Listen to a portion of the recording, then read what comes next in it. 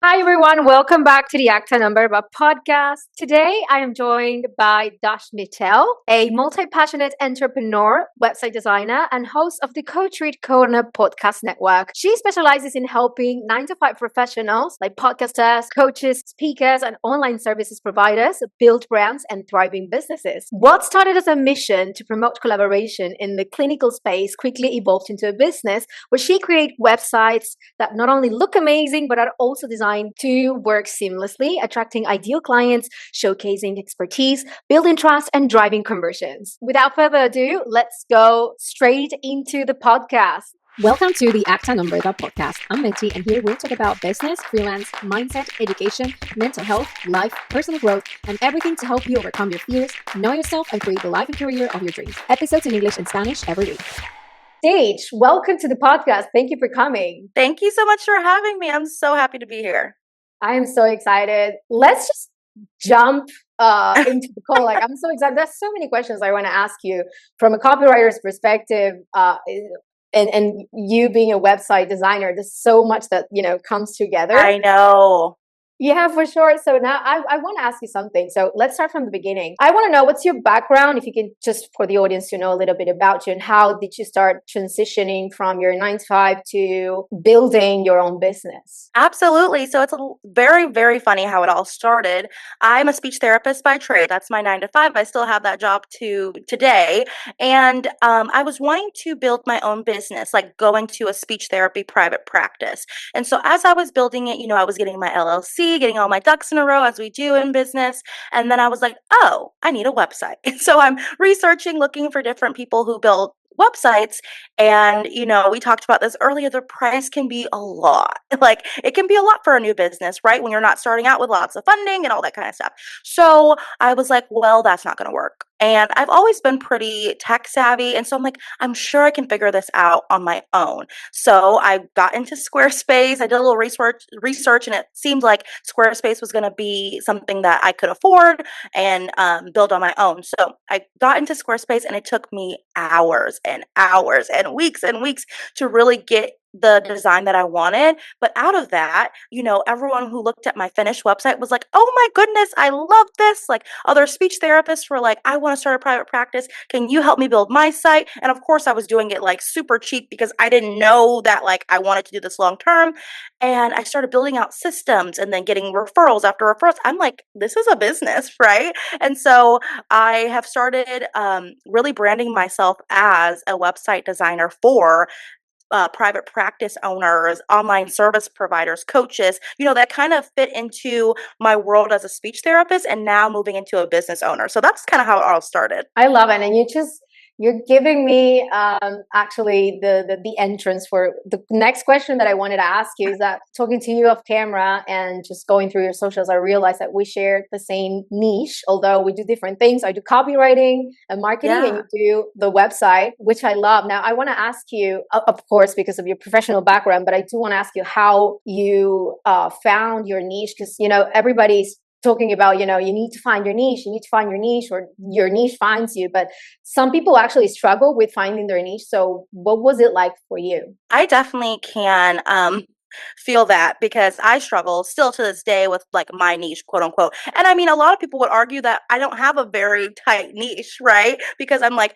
online service providers, coaches, podcasters, therapists. Like that's not really a tight niche. That's kind of big when you think about it. And so one thing for me, I like to think about like what I'm passionate about. And obviously I'm passionate about speech therapy, and a lot of speech therapists who are going into business are coming out and using their clinical knowledge and their expertise in their 9 to 5 to become coaches, podcasters, online service providers, copywriters, whatever. And so how can I take so I feel like I am my own niche, right? Like I feel like we have to start claiming that and being like, okay, I might not be the websites for only podcasters, but I'm a speech therapist slash website designer. Like that's a niche in its own, right? And like I just had to like own that and be okay with that, and like be okay with people being like, that's not that tight of a niche, but it's my niche.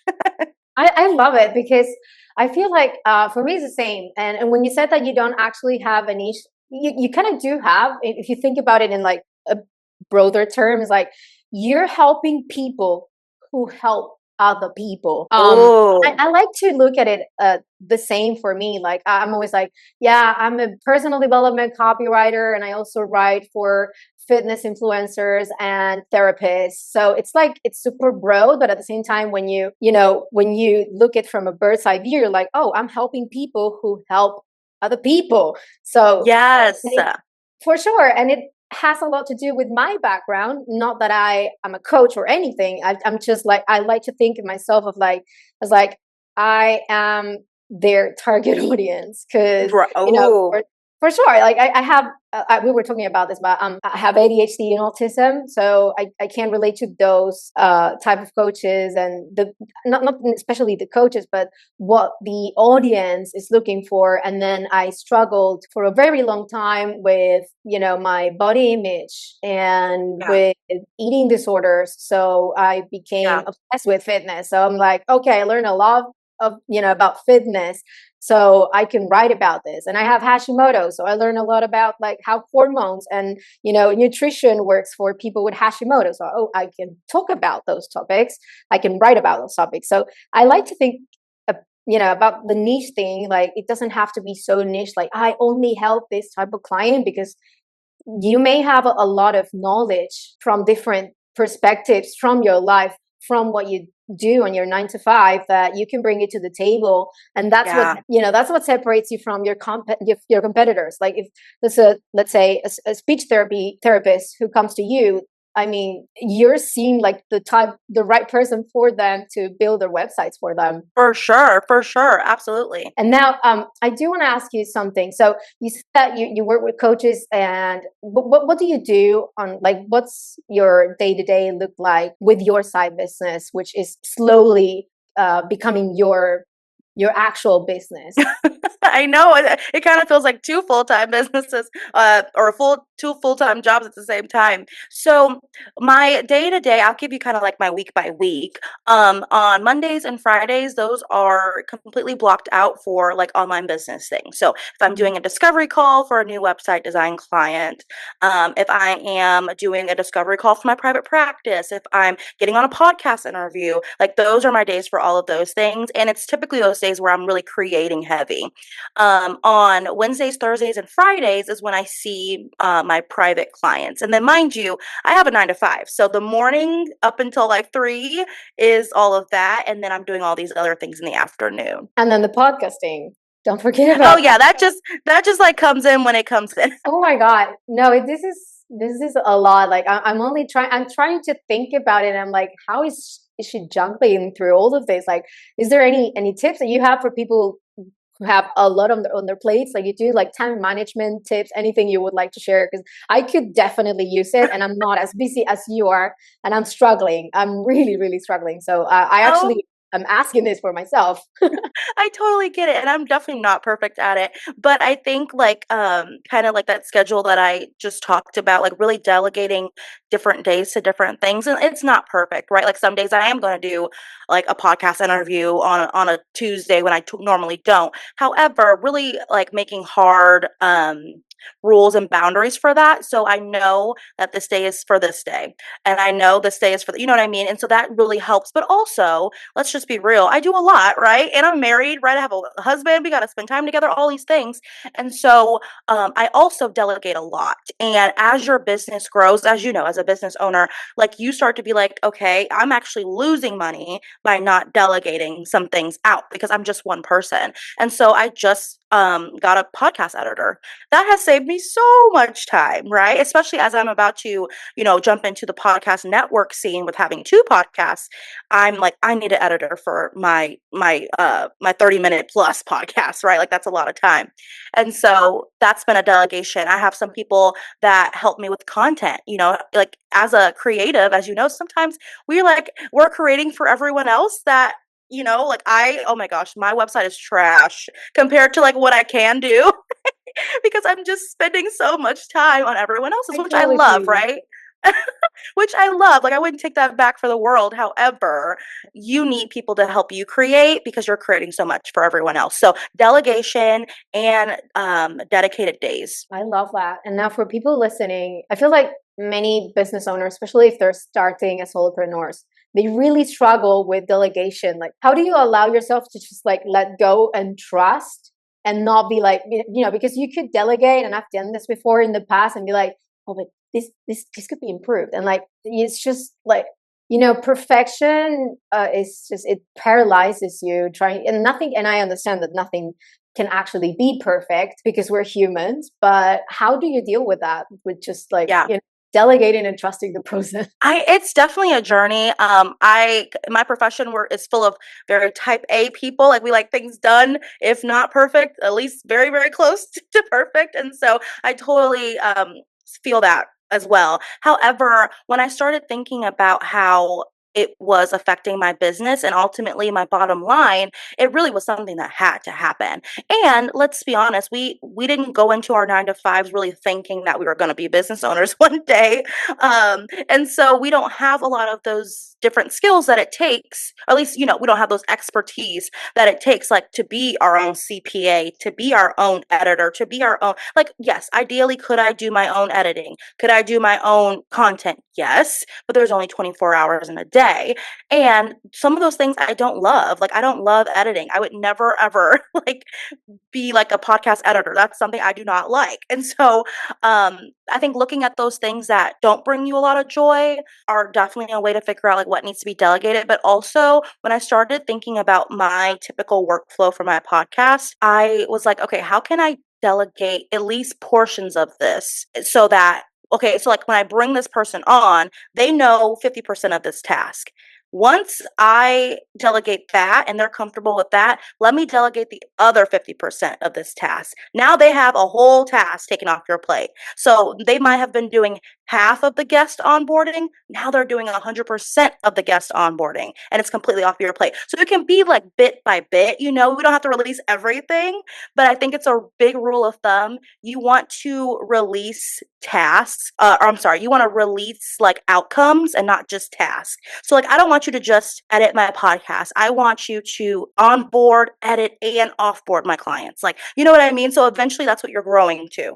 Right now, it just might be editing, but I want to grow you into my podcast manager. You see what I mean? For sure. Yeah, I totally get it. And I'm working on it, really. Actually, the other day I was talking to my therapist, and I was talking about that. Like, I find it so hard to delegate, but I feel like it's so important if you really want to grow your business, because it's a point where like you said, the day only has 24 hours, and there's so much you can do. And at the same time, you're a human being with a life, and otherwise you're just like working all day, like if you were a machine, and you're not. And then especially I feel like with us, people who work with creative work, you need to save your creative juices. And if you're always using that executive function, especially thinking from an ADHD perspective, into tasks that are repetitive or things that you actually don't like or drain you, it's like, come on, girl, we got to do it. But yeah, I totally feel you there. Now, I want to ask you something, talking about creativity and your passions. I imagine that you do enjoy what you do with the websites and designing. What is it that you like the most about it? And I just want to veer the conversation towards building a website, what goes into it. But first, I would like to know what you like about it. I love that question. No one's ever asked me that before. What I love about building a website is bringing the client's vision to life. So I am very big on, I like to call myself a collaborative web designer.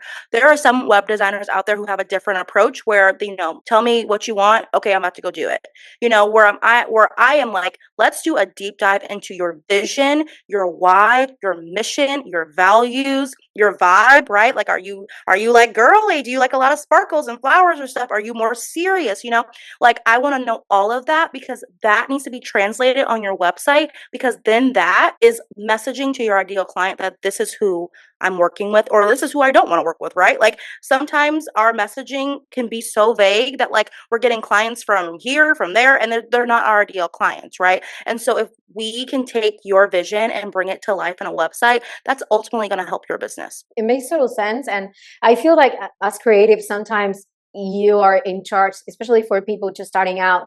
And I see that a lot in the coaching industry. Maybe people that are just getting started, they have no idea. Like, for example, if you ask them what's their UVP, they don't know. And what's your branding? What are your brand clones? And like, oh, I don't know. Like, and it's Yeah. beautiful to help them find out what's their identity, what's their, their mission statement, what's their UVP. And I feel like website is a huge part of it. And I see that unfortunately many people only focus on, closing the sale, and then Mhm. maybe landing pages and growing on socials. But the website, and I always say this to my clients, it is so important. It's your authority site. Yes, you can have a landing page, you can have a BSL, whatever. You can be big on social media, but that doesn't mean that you are positioning yourself as an authority figure within your niche or what you do. That's where your website comes in. That's why it's so important. And people fail to see this. Now, for every entrepreneur out there, especially coaches listening to us right now,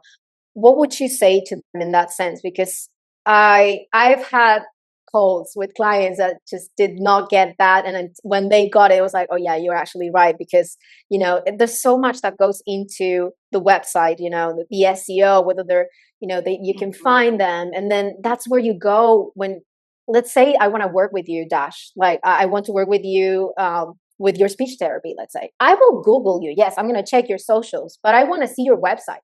I want to read Yeah. your mission. I want to see your services. I want to see your prices. I want to see where you studied, what certifications you have. Like, that's where website comes in, and it's so important. Yes, it's like the first impression, right? Like, I hate to say it, but like we judge, not judge like in a bad way, but like just in general, we judge based off first appearance. And your website is typically, or your Instagram, like are the first appearances. And then sometimes the website is like that second, like, okay, like they look good on socials. Let me go to their website to see like how serious they are, right? Or like how much authority, like you said. And I would actually be really curious. I know this is not my podcast, but I'm curious to know your thoughts. Like, I've always kind of felt like the website design is about the owner, the copy is about the client. Do you agree with that? 100% agree with you there, because, and I'm always saying this, and I don't know if you agree with me here, but every time I talk to designers, I'm like, the copy comes first. Like, Yeah. based on the copy, oh, I love you. Yes, I know someone who gets it. She knows.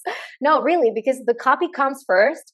And then that's all about the client. And yes, of course, you do also want to have the imprint of the person that you're selling to. Like, for example, I love really mimicking my clients' voices, and I've been told that I'm actually good at that, probably because my autism. It's so It's your funny. I remember superpower.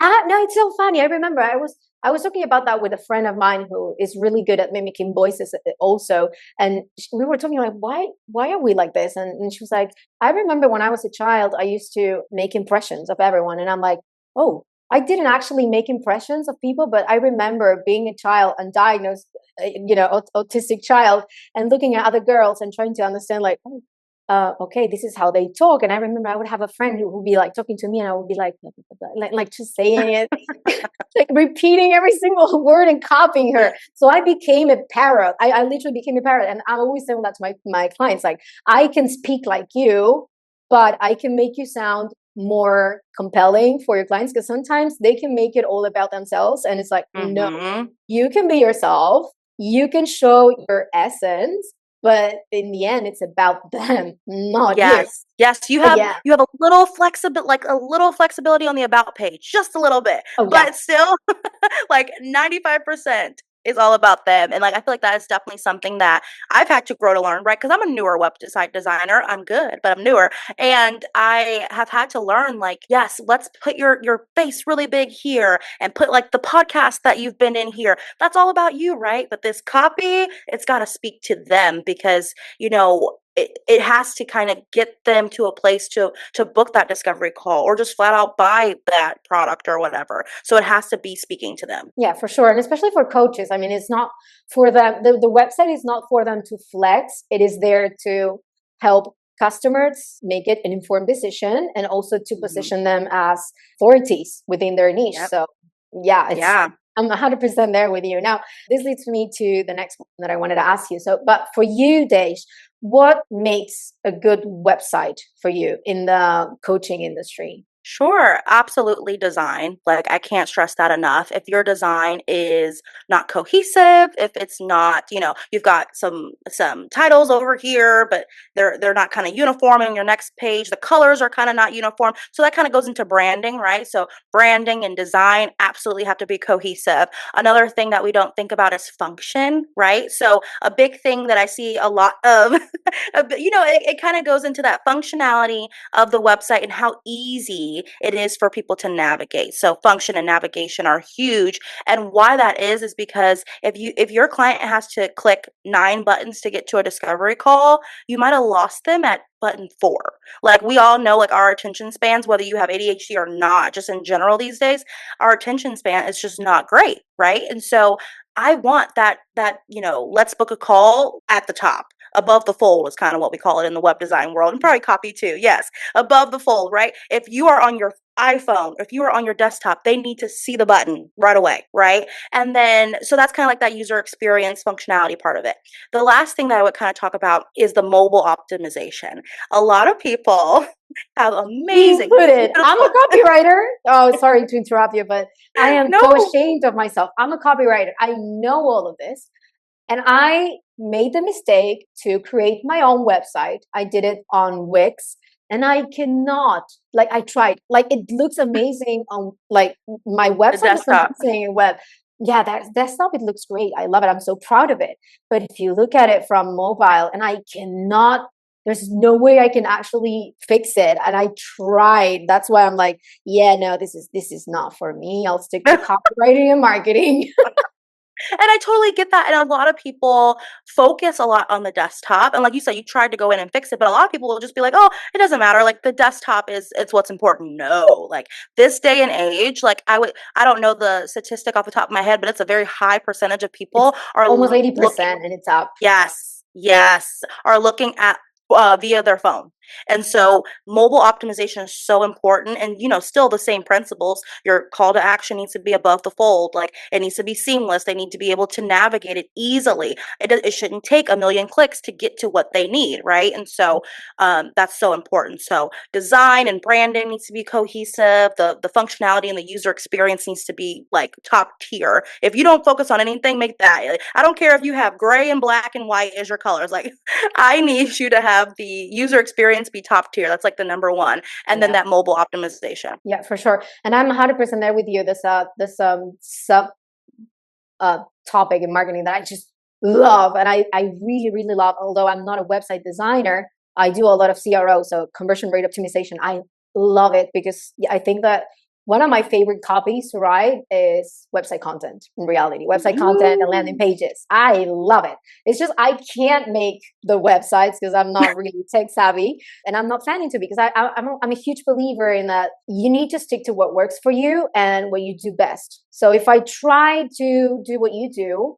I'll probably be, losing time that I could be learning more about what I'm supposed to do, what's Mhm. new, because the market changes so quickly. What used to work before no longer works now. And, it's changing so fast that I feel like, yes, it's good to have knowledge of different things and like skill stacking is amazing.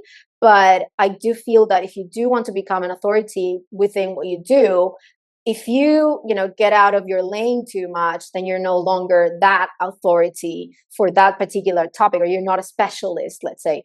But yeah, I just love CRO, and everything you said is just on point. And for everyone listening, please take down I feel like this is a take down note type podcast because I see so many, it is crazy. I see so many websites, especially from coaches that are only getting started.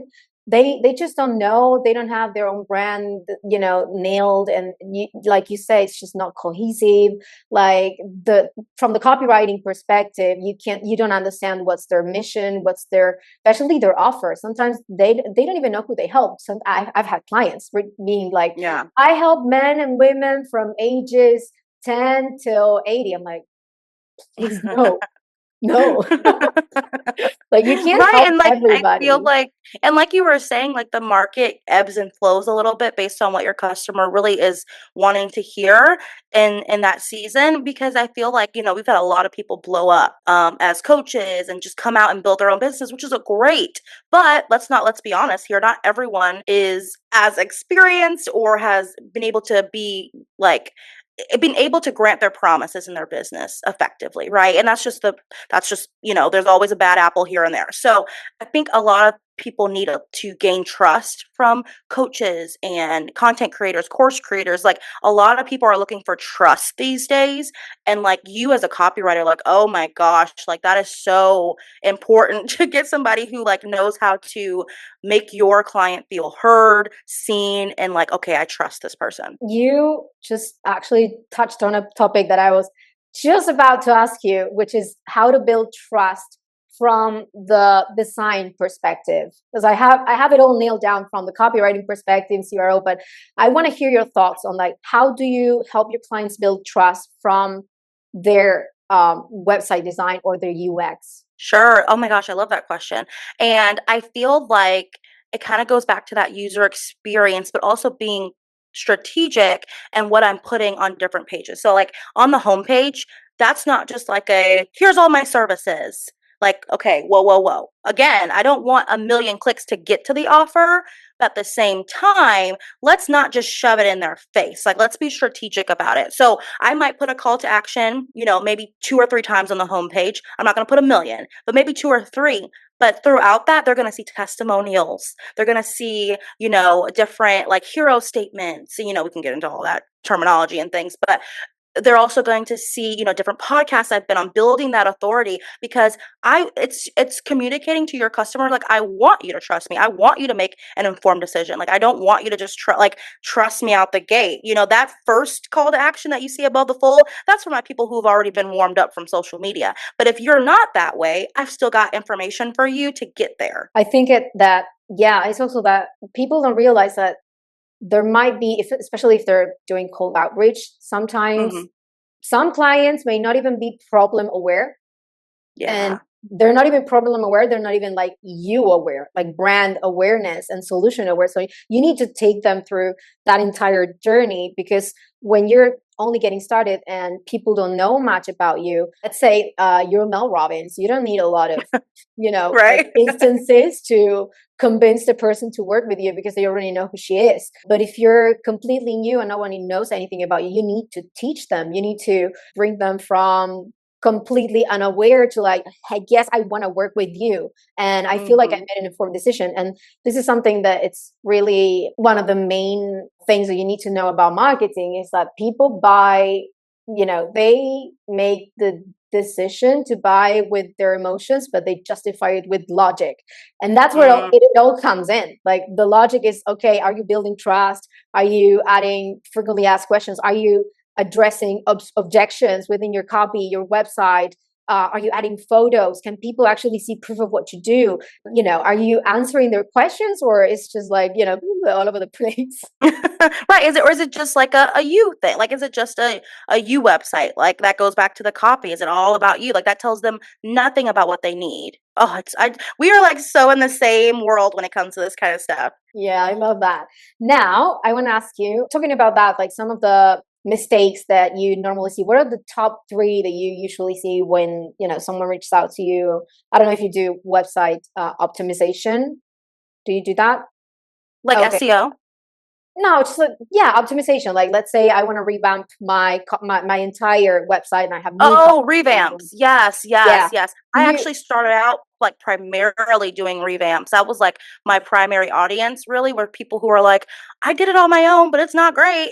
Can you revamp it? And I'm like, yeah. So I started out doing a lot of revamps, and I still do revamps to this day, but I also do some custom as well. But yes, I do. if you had to, from the top of your head, think of like the three most common mistakes people make when creating their website, what would you say those are? For sure. I know off the top of my head, one big one is that people it's great to have inspo. Love it. Give me a Pinterest board. I got you, right? But trying to replicate someone else's website isn't always the best approach because their ideal client audience is typically not the same as yours, one, and two, they're not you, right? So I feel like we look at people in similar industries and we go, oh, can you make my website look like theirs? And I've had to often tell my clients, well, they're speaking to parents. You're speaking to, I don't know, children or, someone else. Like they're speaking to speech therapists. You're speaking to parents. Like these are different audiences. Things are going to be different. Like for a coach example, like we need a lot of podcast interviews. We need a lot of that authority piece on there. Whereas like if you're a private practice, we need lots of pictures of kids and lots of, speaking to parents. What are things that a lot of FAQs, parents want to know, do you take insurance? They want to know, where are you going to see my kid? Like a lot of like trust building in that regard, so those audiences need different things. The homepage is going to look completely different. We might need more pictures of you in this audience, but a little bit less over here. Like they're just completely different. I think that's the main one. Another thing is a lot of people want the website first before they really have the clear direction of their business. They want to be able to be like on Facebook, I got my website done, but it's like, what are we going to put on your website? We don't have anything, to really put on it. We haven't really thought about the messaging. Like you said, copy really does come first. And I've like tried to at least put my clients who can't afford a copywriter like on the right track, but like they really it has to come from within. You know what I mean? Like your messaging has to come within, and then you work with somebody to kind of like craft it for you. And so really like not knowing the direction of your messaging and your branding and things like that, it kind of makes it difficult to build a website like that. And then also not keeping track of all their different accomplishments and the different interviews and things. Like you better bet that once this podcast is out, like I'm going to add it on my website somewhere, right? Like it's talking about things that I do for my like warmer audience or even cold audience. They'll be able to listen to this and be like, okay, I trust her. Let me get on a discovery call, right? Like not taking advantage of all those podcast interviews or all of those, guest speaking events, all of those different client testimonials that you can get. Like if you give me all of that, I can get you a website in a second, right? Because I've got something to work with. But a lot of people are like, oh yeah, I've been on like 15 podcasts, but I don't know when. I don't have testimonials. I don't like, I'm like, oh no, we got to get all of that. So yeah, if I could just think off the top of my head, those would be the ones that I would say. No, I completely agree with you there. And I would also like to add something from a copywriter's perspective. What you said with the brand is just 100% aligned there. Like they need to know exactly who they are, but they also need to know who they're selling to, and they need to have an offer. Like sometimes they'll be like, I want my website. Yeah, but what's your offer? What's your offer? Who is your target audience? Do you even have a customer app? Like it's not just like buyer persona type thing. Like, so, okay, these ages from this country. No, I want to know everything about them. I want to stop them. What's her name? What are her fears? Their frustrations? Like, is that a woman, a man? Like where are they based?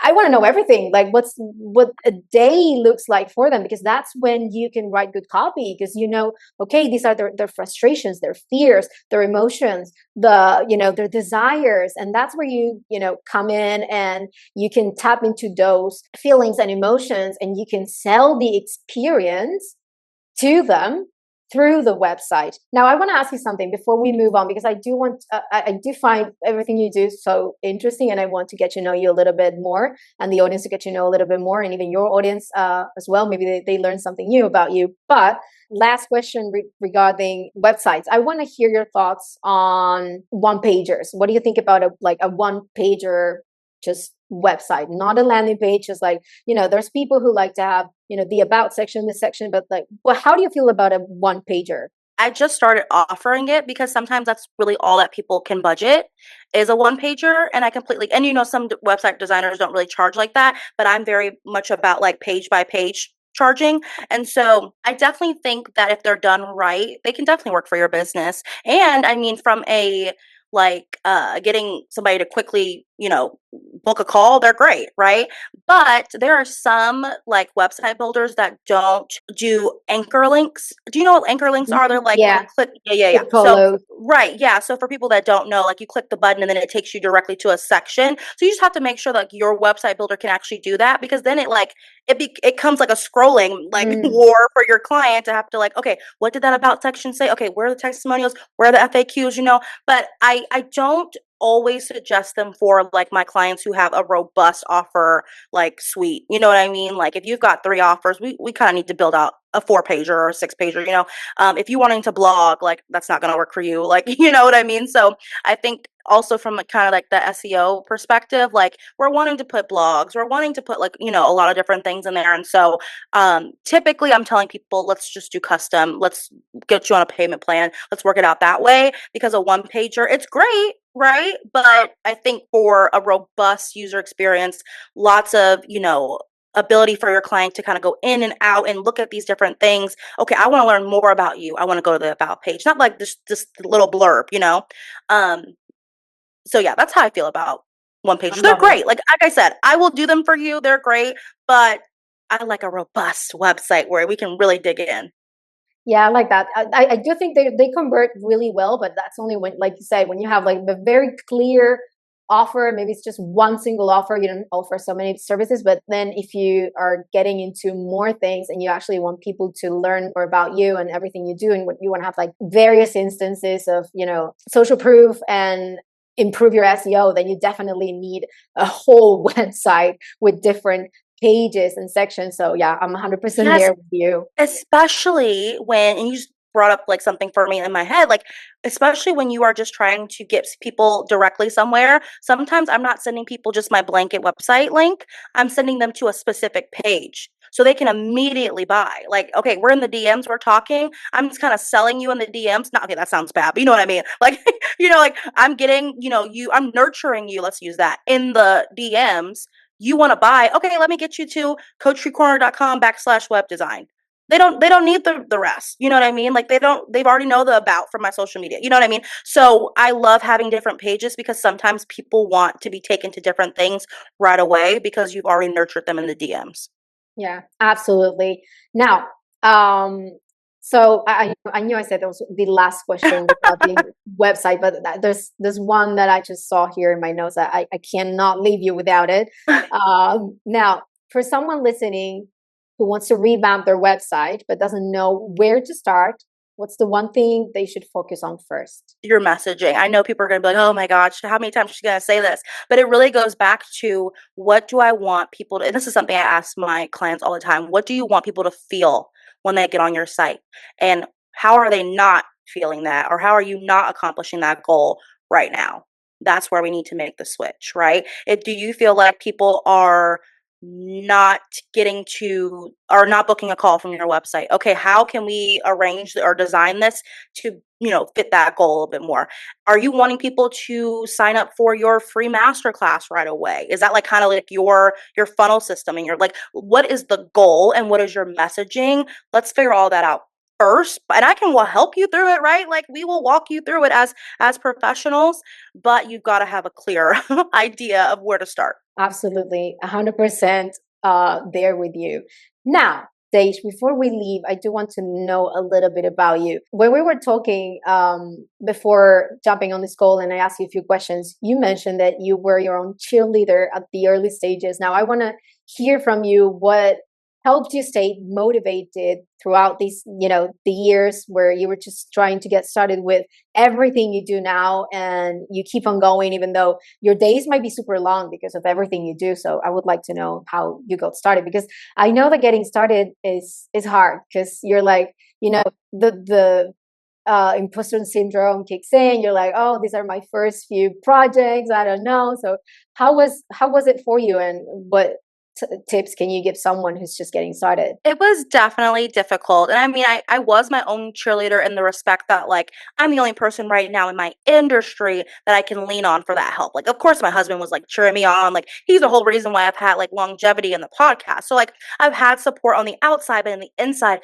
people ghosted me and people, you know what I mean? Like, I've had to be my own cheerleader in that regard. And I feel like I knew my ideal life. I knew what I really want to do. I want to be able to use my creativity. I want to be able to stay home with my baby one day and design and be creative and have a really nice maternity leave. And like those are like my goals down the line. And these are my skills and what I love to do.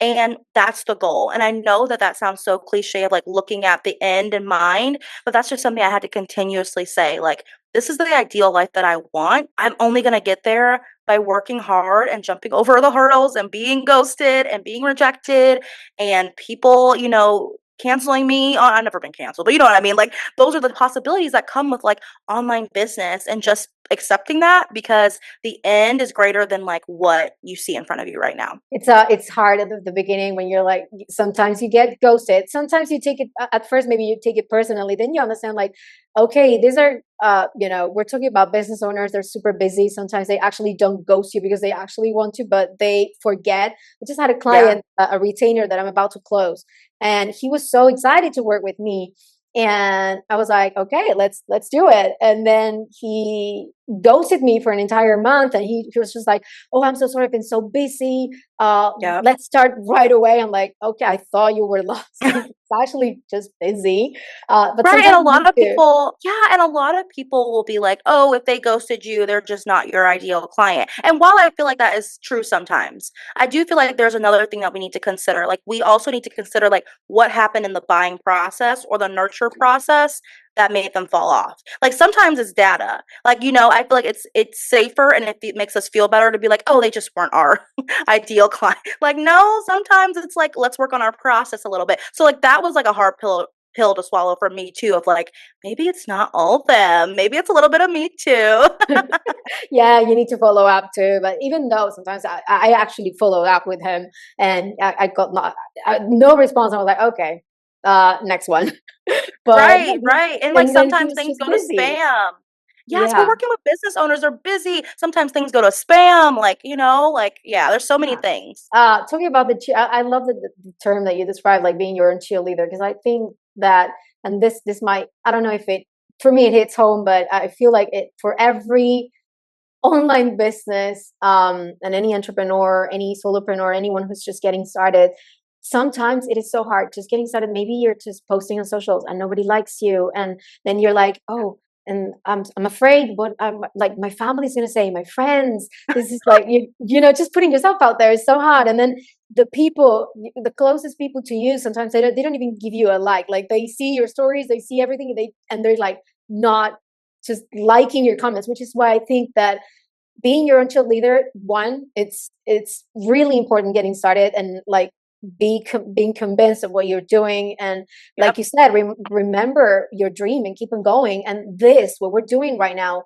like helping businesses, helping each other out, Mm, and especially I'm a huge advocate for like women helping women, because it is hard. Like putting yourself out there is not easy, and no. you're like, oh, just like, oh, people are gonna look at me, and what are my friends gonna say? And then they just don't like. They view your stories, they don't like them, and you're like, this is when you know that you need to network. And now, for Mm, example, this is just an example, but I feel like, and I was just talking about this 2 days ago with another guest that I had on the podcast, who does podcasting as well, and she's like, we were talking about how much you can use this for a network. I've had people on my podcast who then decided to work with me, people in my podcast who I then worked with, like, okay, my client needs someone to, do her email marketing, like, just I write the emails, but I don't particularly schedule them and any of that. Like, so, okay, I have this person who was on my podcast. Now I have you if I need someone to work with Squarespace. Like,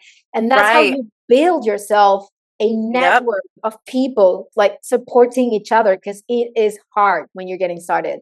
So, Yes. what would you say about that? Other than just being your cheerleader, but like, building your own network.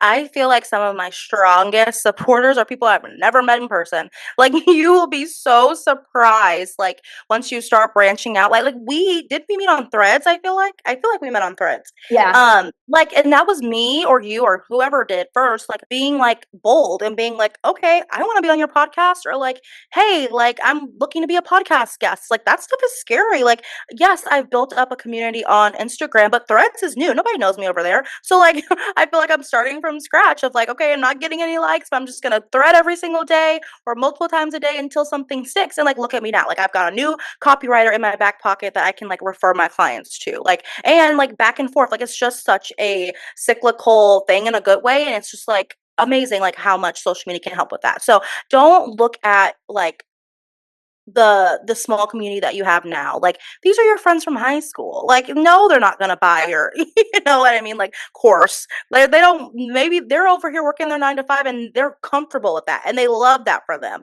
Of course they're not gonna like, you know what I mean? Whereas that girl who is trying to get out of her 9 to 5, wanting to be a copywriter, of course is going to like support you and want to be nurtured by you and support you in that way. So I think when I started looking at it like that, like okay, no, the cheerleaders at my school are not going to buy my product. Like I started being more comfortable with speaking to the people who are going to. What's one thing people who already know you or follow you would be surprised to learn about you? Oh my goodness, I'll have to think about this. One thing that people who already know me, so like my warmer audience, would Hmm. be surprised to know about me. I am not a morning person. Is that Really? I Oh, I look. I don't know much about you. I'm just getting just to get to know you, and I'm already loving everything. I'm gonna follow all your podcasts. I want to listen to it all. Oh, thank you. But like I you think came people would across be to me really like a morning person with everything you do. I'm like, yeah, definitely, she's a morning person. I was actually thinking in my brain, she's a morning person. I say that because as it relates to business, I've had to learn like when I'm most creative and when I am like, what's the optimal time for me to create? And it's like around that like 10 o'clock, 11 o'clock noonish time. Anything before that, nope, nope. I'm a slow, easy morning kind of person. Like, no, I'm not taking your call at 9 a.m. Sorry, I'm not. Like, you know what I mean? And I had to learn that about myself. And I think a lot of people are always surprised by that because I am very bubbly and like out there and outgoing, but I'm like not after or not before 9 o'clock. Yeah, I need my coffee first. I Yes. completely feel you there. And also that you mentioned it before, having boundaries, it's so important. I'm still working on that one. It's just so hard for me, but it is so important. Like just letting your clients know, like, hey, I'm not taking calls. Like Mondays are for me or my business, or I know people that have like their meeting days, and if they're I don't know, maybe they're jumping on discovery calls, like this is the day they're doing it, because and for me, I always struggle with calls. It's different for like podcasting for me is different, but like talking to a client on a call is just like such a grueling task. Like it really takes up so much space in my brain. I don't even know why. Could be the autism. I don't know what it is. It's just, oh no, I don't. I wish I could actually outsource that, but I'm not a believer in setters. Like I think that was Yeah. setters. I don't like that. Closer setters. I think like if it's your Yeah. business, you should be in the call. But Especially yeah, with something so like copy, web design. I kind of want to know who's doing it. yeah. How do you, and before we close with the last question, how do you deal with that? Like, do you find it easy to jump on a call with a potential client, or do you also struggle with that? And you're like, "Oh, okay, here we go." Well, I feel like majority of my clients have come from social media, so we already have somewhat of a relationship. Like maybe I've liked a couple of their posts and we've had a couple of DM exchanges, and so it makes me a little bit more comfortable in that sense. But I feel like there has definitely been one or two where I'm like, oh, I had know nothing about this person. Like it's a little nerve wracking at first, but I've kind of looked at it. I actually stopped calling them discovery calls. Actually, I've started calling them vision calls, and so I feel like when people hear the term and get on a vision call, like this is what I can do for you. Here's the vision. Do you want that or not? Yes or no? You know what I mean? So, this is me. This is my vision for what you've told me in that intake form. Are you ready to go? Or do you want to go somewhere else? Because I've got referrals for that too. You know what I mean? Just being very comfortable with like, I'm maybe not for everybody, but I'm definitely for somebody. I love it. I'm going to keep that quote. I just love it. Now, Daj, before you leave, is there any question that I didn't ask you would like me to, or anything you want to close with? Well, if anyone is wanting to work with me and get a Squarespace web design, whether it be a revamp or just a custom design, I am definitely your girl. I specialize in collaborative web design for podcasters, speakers, educators, content creators, all of that. So definitely hit me up for that because I love to help. Love that. Now, pimp yourself out. Where can everybody find you? Of course, I'm going to leave all of the links below, but if they're maybe on the walk and they just want to, I'm a huge fan of I have video here, but I always listen to my podcast.